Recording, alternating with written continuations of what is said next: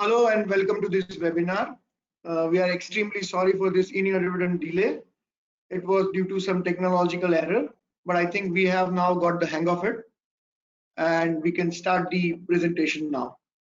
So welcome all of you to this webinar on investment opportunities. Shyam, can you see my screen?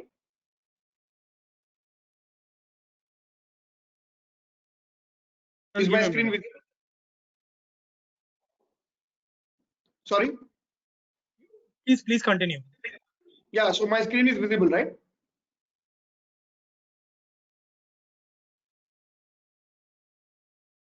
Yes. Okay, thank you.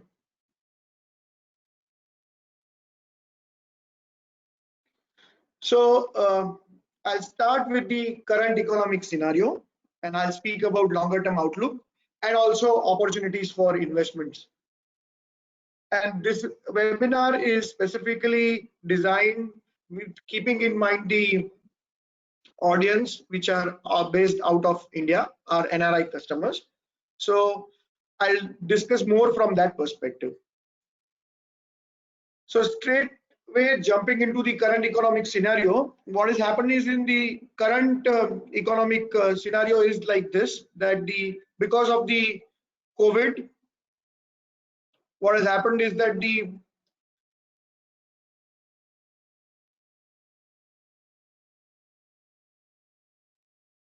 because of the COVID, what has happened is that the GDP across the world has gone down. So if you can see here, the US GDP, China's GDP, Japan, and other parts of the world, all parts are showing some kind of contraction.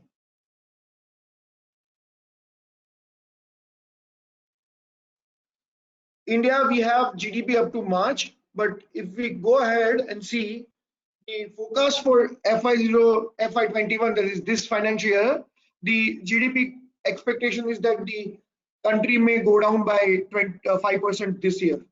And after degrowth of 5%, we will have a sharp rebound next year. Different agencies are putting GDP between 5% to 9%, but more or less, more of them are near 5%, and then next year we can see a sharp rebound. Here we can see the different parts of economy, the industrial production, the 8 core infrastructure. You see that there was a sharp dip, and now we are seeing a gradual recovery. Again, we are still degrowing, but hopefully from next quarter we will have a sharp growth ahead. The problem is that while we have a degrowth in most of the industrial and 8 core infrastructure segments, the inflation is picking up. And as you can see, inflation numbers are worrying. And because of higher inflation, RBI did not reduce the interest rate, and although they have a room for 1% reduction in interest rate in India, but they did not. They were waiting for the inflation to come down, and because of inflation, they did not reduce the interest rate in India. What is happening to the global markets since this crisis has come? And so from 2008, we had a global financial crisis. In global financial crisis, the central bankers responded by providing liquidity, and they were providing liquidity by doing unconventional monetary policies. After that, in last couple of years, they were gradually reducing the amount of money they were printing, and they were reducing the size of the balance sheet. But since March, when COVID hit, again, unconventional monetary policies and money printing has started.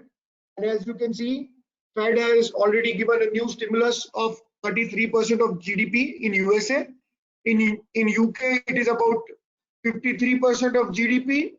And in Bank of Japan has given as high as almost 123% of its GDP. So large amount of money is being printed. It is given into the market. The liquidity tap has now truly open. So all this money which is there lying with all these investors, where it is being invested. Many large pension funds, large asset managers, they do not have confidence in markets. They do not have confidence in corporate debt. They do not have confidence in equity markets. So what they are doing is they are temporarily parking this liquidity under government bonds, and money which is going into this is humongous. So from March 20, you can see that from 9, now almost $16 trillion worth of money is invested in government bonds, which are yielding below zero. They are yielding negative returns. So suppose somebody were to put $100 into an government bond, which is yielding negative, at the end of the year, he will get 99.75 dollars and $99.75 back. He will not get even $100 back. Still, they are worried and they are putting money into such government securities which are yielding less than zero.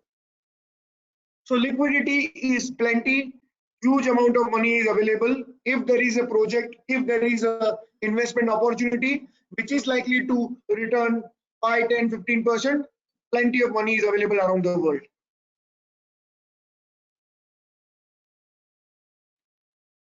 What has Fed done lately? So US monetary policy is governed by the FOMC, Federal Reserve, and Federal Reserve, what they have done, they have recently said that the economy is so uncertain and policy makers are worried that they are going to keep US interest rate zero up to 2023.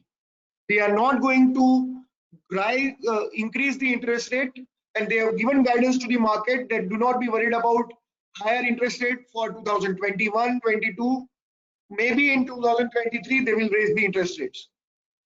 What is the theory says? Theory says that if inflation goes up, you have to increase the interest rate. Fed has said that we are targeting to overshoot the inflation. Even if inflation goes up above 2%, we will not take action. We will let job markets go to full potential. We will let inflation even run little bit hotter, but we will keep the interest rate low till 2023. The largest economy in the world and the key benchmark interest rate are going to remain lower for foreseeable future. So that is the most important point we need to keep in mind. Another important development which is going to drive the economic outlook around the world is US presidential elections. Joe Biden and Donald Trump, they are going to fight for the election. Next US president will determine the economic policies of US, and once those policies are determined, that will also impact the global economy. If Donald Trump comes back to power, then the same old thing will continue. He will continue asking Federal Reserve to keep the interest rate low. He will try to give more stimulus. Another coronavirus package will come that will increase just like $1,200 per adult they have given in the first coronavirus package. They will again announce another package, and that will help US economy, especially the retail sales. If Joe Biden wins the election, the Democratic candidate, then he will increase the taxes, and that will have impact on global financial markets. But overall, dollar is likely to remain weak because interest rates are zero. Interest rates are going to remain low. That means gradually, as and when opportunities are available, money will keep on coming to emerging markets and commodities. You've seen that already dollar has weakened. Right now it is rebounding a bit, but overall for last couple of quarters there is a downturn in dollar, and that is helping precious metals, gold and silver, and other commodities. Recently we saw that the copper has also gone to 2-year high. Similarly, steel prices are also high, and money will keep flowing to commodities and emerging markets. The expectation of US is that in third quarter GDP will have a sharp rebound. So unless the coronavirus situation deteriorates further, we will see same kind of sharp degrowth from -32 to 26% kind of US GDP growth is expected, and similar kind of growth will have also happened across the world. So this is the recent developments: weak dollar, plenty of liquidity, zero interest rates in United States. What is the outlook for longer term? Longer term, India has a huge potential. Here in this chart, we can see that what India was witnessing in 2006, China was witnessing the same kind of movement in 1997. Our GDP per capita is now around $2,000. As you can see, China on many parts of the world, once you cross this $2,000 per capita inflection point, there is a vertical takeoff in GDP, in growth. Why this happens? This happens because around $2,000 is the amount you require to pay for your daily necessities, for your regular consumption. And once the country moves beyond $2,000, then the consumption economy takes off. The amount of money required for daily necessity is over, and then you have enough money to spend. And once you have enough money, you start spending on luxury goods, on your consumer durables, on your automobiles. And once you have that kind of amount available, the consumption-based economy takes off. So now in 2019, India has surpassed this $2,000 mark. We have this year, couple of quarters are lost because of coronavirus. Once in next 3 months, 6 months, situation can come back to normal once we have a vaccine, or once the immunity is spread through the population, and once we have the normalcy restored, we are looking at in next 4 to 5 years rapid growth coming back to Indian economy. Second important factor which we need to keep in mind while looking at longer term 5 to 10 years is the demographic advantage India has. India is relatively younger country, and as you can see on this chart, our population has a median age of 28 compared to other parts of the world. This young population, when they join the labor pool, they will start looking for opportunities. And once they find a job, they will start consuming, and we are looking at a consumption boom over next 5 to 10 years. Once you have the households, they are unleveraged compared to rest of the world. So there is opportunity for these households to even borrow and increase the consumption. So other parts of the world like Canada, UK, the household has almost 100 to 70% of debt to their GDP. India is hardly 11% is household debt to GDP. So credit card usage, debt from financial markets, NBFCs, loan for cars, loan for housing, all those opportunities are going to expand over the next 5 years into India and beyond. Indians are used to invest in real estate and importing gold. But as you can see, the import of gold is gradually coming down every year per ton basis. And now the financialization of savings is happening. Government has started issuing sovereign gold bonds. So money is being diverted from physical gold asset into the paper gold assets. And apart from paper gold, we are seeing that the AUM of mutual funds is also rising rapidly. As you can see on this chart, from 2008, gradually every year, AUM, the asset under management for mutual fund industry, is growing rapidly. And as you can see, about 7,800 crore, almost $1 billion of SIP flows from retail investors is coming into Indian market. Still around 4 to 5% of the population invest in mutual fund. There is potential that more and more people, as they become financially independent, will start putting money into mutual funds. They will buy insurance policies, and that money will keep on coming into Indian equity markets. The ETF AUMs have gone almost 25 times in last 5 years. Various public provident funds, government provident funds, and other private organization pension money is also coming into ETFs like Nifty ETFs, and the AUM under ETFs has gone to almost $1 trillion, that is almost 1 lakh crore. Third factor which is important for India is the dependency ratio, as we have seen in the demographics. Because our country is young and the dependency is low, the lower dependency will lead to stronger growth ahead, and that is the potential country offers. So these are longer term objectives, longer term potential positives for India. So India is a young country. India is gradually increasing their per capita income. That money is going to come into markets, and markets are likely to boom. What is the shorter term outlook? All this is over the longer term. How can we play this longer term theme in a shorter term?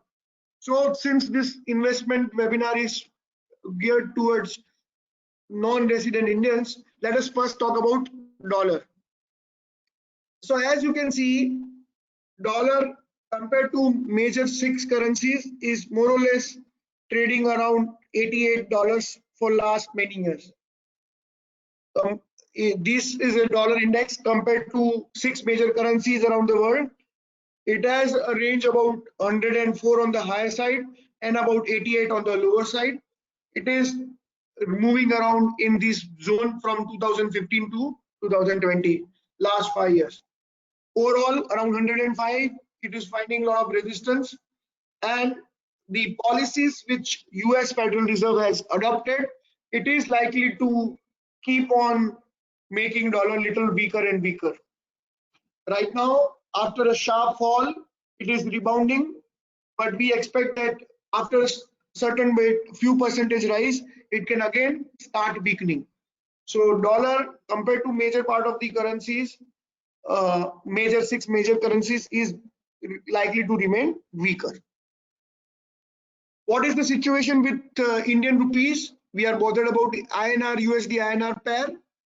So as you can see, in February, March, we saw that it was around 77, a spike was there, and from there gradually every higher high, lower high and lower bottom formation is visible on charts.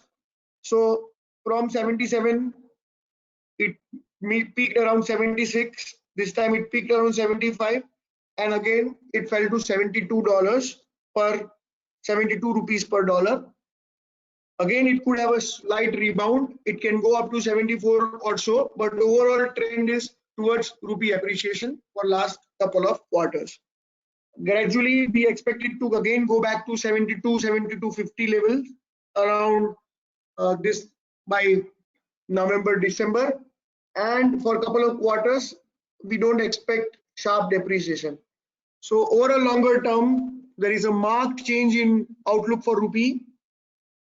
Earlier, 3 to 4% of depreciation was available to investors. So if you bring in money, you have to factor in the amount of depreciation, and your return should be higher than the amount of depreciation you expect. So for example, rupee were to depreciate by 5%, you bring in money for a 5% investment opportunity. When you take your money out, your returns are actually neutralized. But when the outlook is such where we do not expect a sharp depreciation, the return from the underlying asset will be a true return. It will help you to garner higher and higher returns. So our outlook for next couple of quarters is that we do not expect rupee to depreciate much.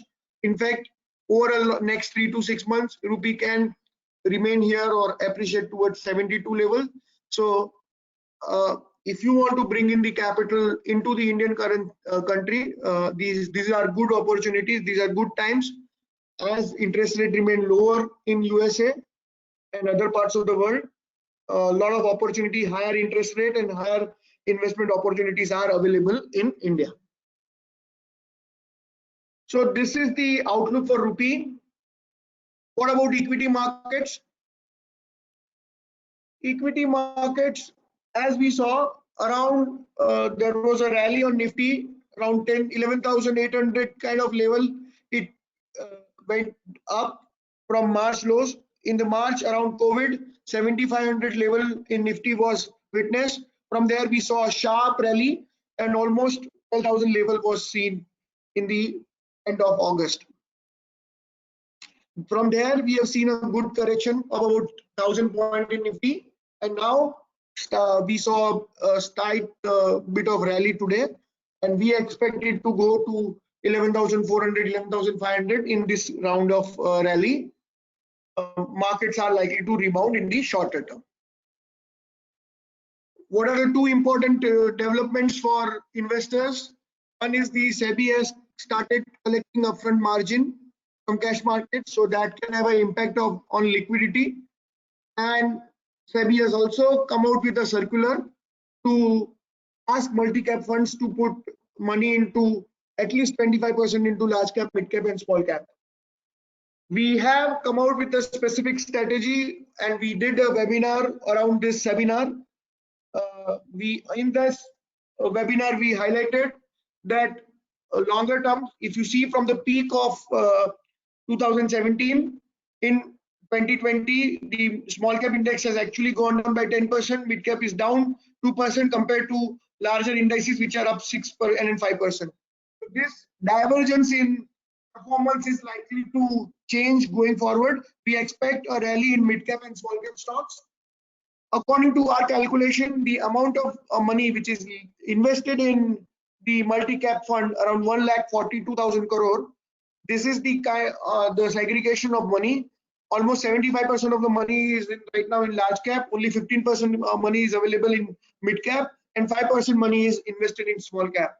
Now, if SEBI circular were to come into effect, if we assume that the maximum possible allocation of 45% into large cap and 25% into mid cap and small cap, around 42,000 crore of potential selling can come into large caps over the next couple of months by January end, and mid cap and small cap can see a sizable inflows.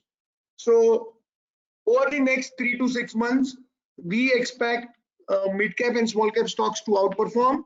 We expect large cap to remain here because Nifty and other stocks are facing resistances around 11,500 to 11,800 levels. Large cap stocks are fairly valued. There is a lot of opportunity in mid cap and small cap. If international markets led by the Nasdaq continue to do well, we see a lot of opportunity of performance from mid cap and small cap. We've already issued a PDF report, detailed report, and also come out with the names. That report is available on our website. If you want to have that report, you can ask your relationship manager, and all the colleagues looking at this webinar can download that report from our website.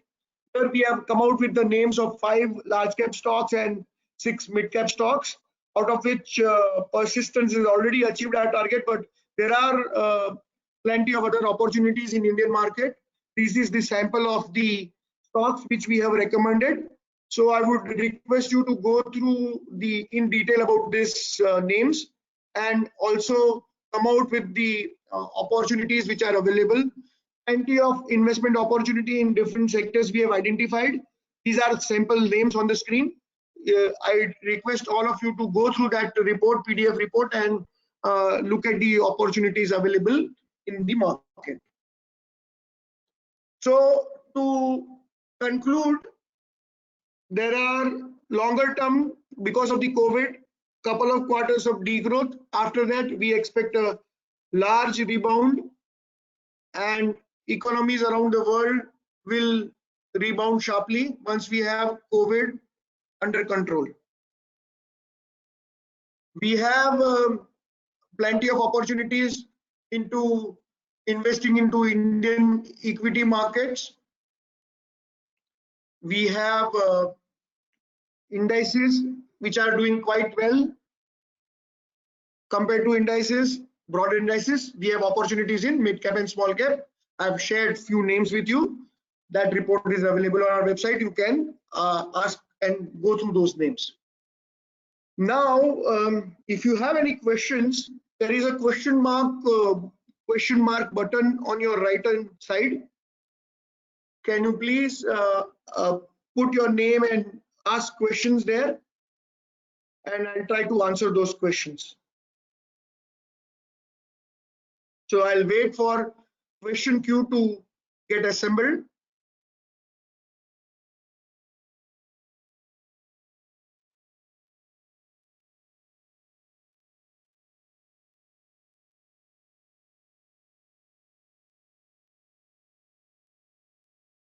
Okay.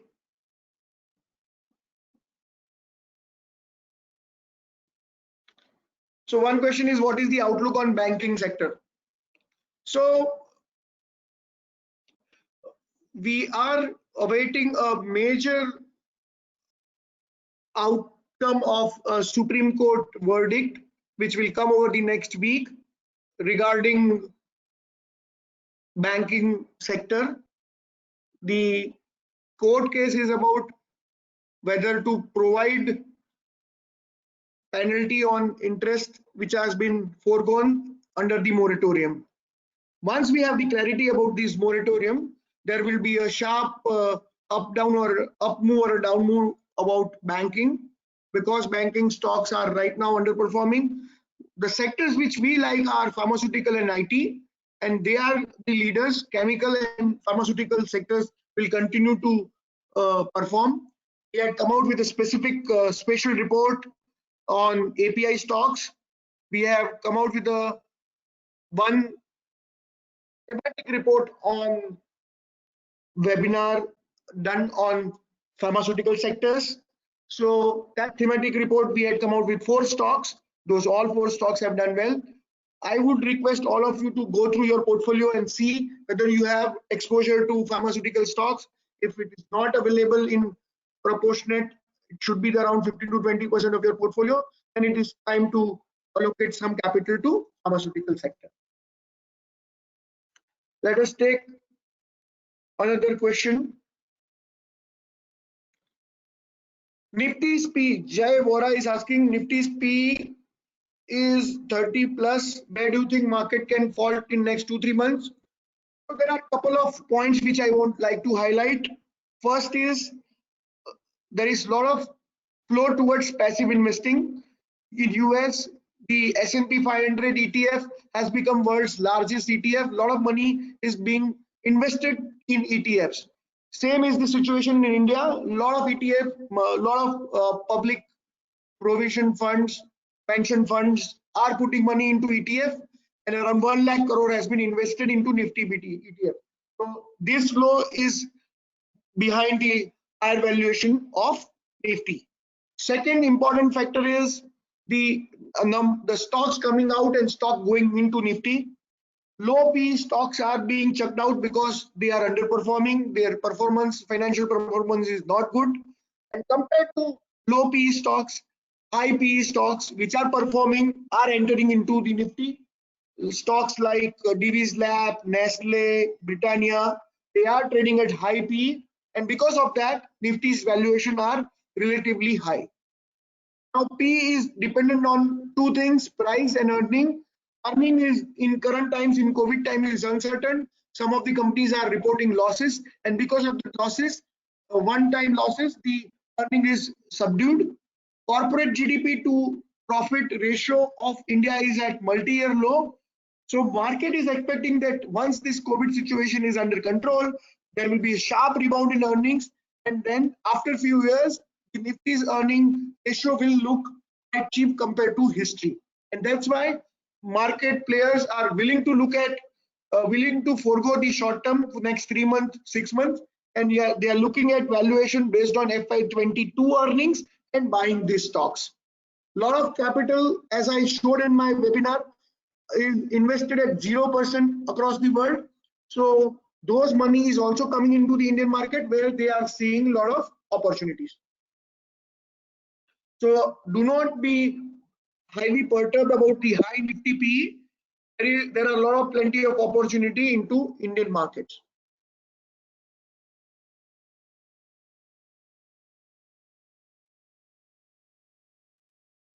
Okay. How is Satya Raj Govindraj is asking how gold market is going to perform in near future and far future? As long as interest rates are zero, as long as dollar remains weak, plenty of money will keep on pouring into gold market. Gold AUM, the ETF AUM is reaching new highs, and that is likely to continue for foreseeable future. So over a longer term from this level, actually we are bullish on gold. I expect gold market and silver to also do quite well over next couple of quarters. So money is available, and many people are worried about other asset classes, so they will put money into golden market. Will it? Aviv Jayantilal Parmar is asking, will it remain same or correction in small cap, mid cap with new SEBI policy? So I've already covered. We are expecting small cap and mid cap to perform because of this new SEBI circular, and we are expecting it to outperform the markets. I won't be able to answer stock specific questions, so I will let them pass. For automobile sector, Maya Shankar is asking, so automobiles is quite interestingly poised right now because of COVID. The lot of commuters are avoiding public transport and they are getting into the entry level cars and entry level two wheelers, and that's why we are experiencing that compared to August, compared to May, numbers are improving. These stocks are actually showing good resilience. The near-term trigger for automobile sector is in form of scrappage policy. There are likelihood that the government will announce some policy, just like we had in 2008 in US. Cash for clunkers kind of a scheme can come into India, where owners of old vehicles, 15-year-old, 20-year-old vehicle owners will be encouraged to scrap those vehicles, and government will give them some incentive to buy new vehicles. So if that policy comes, automobile stocks will also do quite well. Partha Bhuyan is asking, IT stocks like Infosys and HCL are at all-time high. Is this a good upside to invest in these stocks? Yes, IT, the way the world is poised, technology stocks and technology is quite interestingly poised. Recently, in its conference call, Cognizant has come out with a outlook that though they have seen a last couple of quarters, they were witnessing a lot of uncertainty. They are looking at a quite robust growth and robust pipeline over the next couple of quarters. HCL Tech, as you have pointed out, has increased its guidance. Infosys TCS has also announced that they are likely to do quite well over the deals. So deals are coming. A lot of companies are investing into IT resources, and because of that, we expect IT stocks. And apart from the one sector which I highlighted, which is pharmaceutical, those two sectors will lead the market from here. I'll take one more question. We are almost running out of time. Top 5 mid cap and small cap stocks. Sandeep, we have issued one strategy. You please go to our website and download that report, in which we have highlighted 5 mid cap stock and 6 small cap stocks.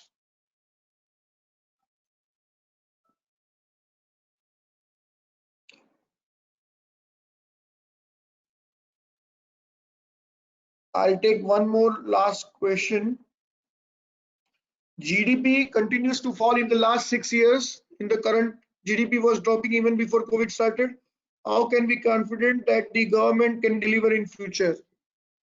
So beyond the point, whoever is into the government policies actually do not matter that much. They can influence the growth, but overall we are looking at three things. One, lower interest rates abroad, plenty of liquidity. That liquidity will come into India.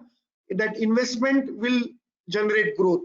Second, crude oil prices are low. When crude oil prices are low, that means plenty of stimulus opportunity. Government is likely to come out with one more stimulus boost, and after that boost, we will see growth from mid companies and smaller companies. Third, there is a natural cycle. The capacity utilization gradually comes to a level where if it is around 80%, companies go for capital expenditure, and that cycle, capital expenditure cycle, is due. So over the next couple of quarters, we will see all this coming back, and we will see our GDP also rebounding, and we will expect market to start giving higher valuation to those kind of stocks. There are plenty of questions, but with the paucity of time, I will stop here. So thank you all for joining. I hope this webinar has given you some perspective about the potential of Indian markets over the next 4 to 5 years. There could be short-term blips, but there are plenty of opportunity to invest in Indian markets.